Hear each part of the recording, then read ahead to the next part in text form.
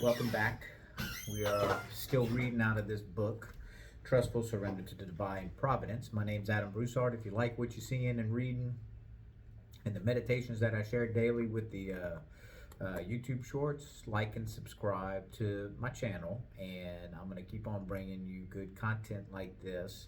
We're not very high produced and fancy people. It's just me in my office, and a little bit about me. I'm in real estate. I'm an investor, and I buy and sell and all that kind of stuff. And um, just like any other business, as a business owner, times get tough. And so this book right here keeps on giving me so much inspiration, so much so I had to create these videos. So we're going to read another little chapter out of here. I encourage you guys to read and get this book.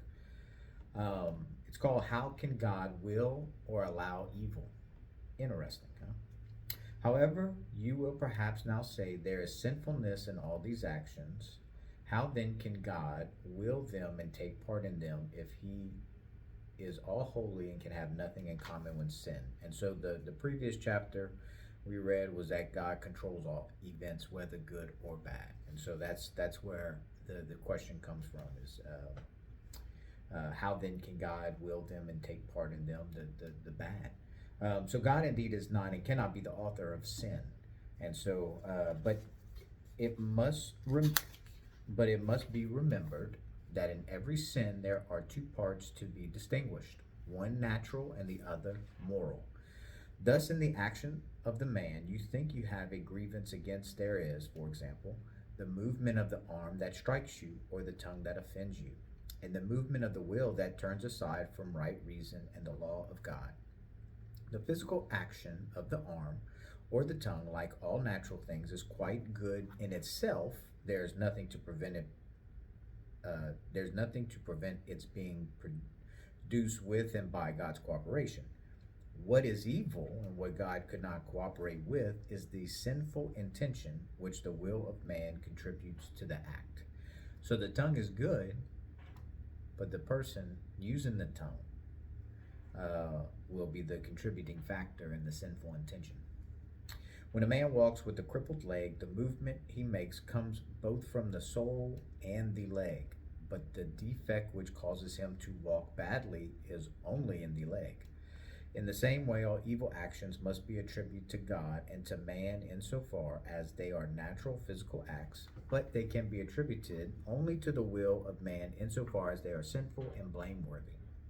If then someone strikes you or slanders you as the moment of the arm or tongue is as this moment of the arm or tongue is in no way of sin, God can very well be and actually is the author of it. For existence and movement in man, no less than any other creature, proceed not from himself, but from God, who acts in him and by him. For in him we live and move and have our being, says St. Paul. As for the malice of the intention, it proceeds entirely from man, and in it alone is the sinfulness in which God has no share, but which he yet permits in order not to interfere with our freedom of will. Moreover, when God cooperates with the person who attacks or robs you, he doubtless intends to deprive you of health or goods because you are making a wrong use of them, and they will be harmful to your soul. But he does not intend that the attacker or robber should take them from you by a sin. That is the part of human malice, not God's design. An example may make the matter clear. A criminal is condemned to death by fair trial, but the executioner happens to be a personal enemy of his, and instead of carrying out the judge's sentence as a duty, he does so in a spirit of hate and revenge. Obviously, the judge has no share in the executioner's sin. The will and intention of the judge is not that this sin should be committed, but that justice should take its course and the criminal be punished. In the same way, God has no share at all in the wickedness of the man who strikes or robs you. That is something particular to the man himself. God, as we have said, wishes to make you see your own faults, to humble you, deprive you of what you possess, in order to free you from vice and lead you to virtue. But this good and merciful design, which he could carry out in numerous other ways without any sin being involved, has nothing in common with the sin of the man who acts as his instrument. And in fact, it is not this man's evil intention or sin that causes you to suffer, humiliates, or impoverishes you, but the loss of your well being, your good name, or your possessions. The sin harms only the person who is guilty of it. This is the way we ought to separate the good from the evil in events of this kind and distinguish what God operates through men from what men add to the act by their own will. Another good example,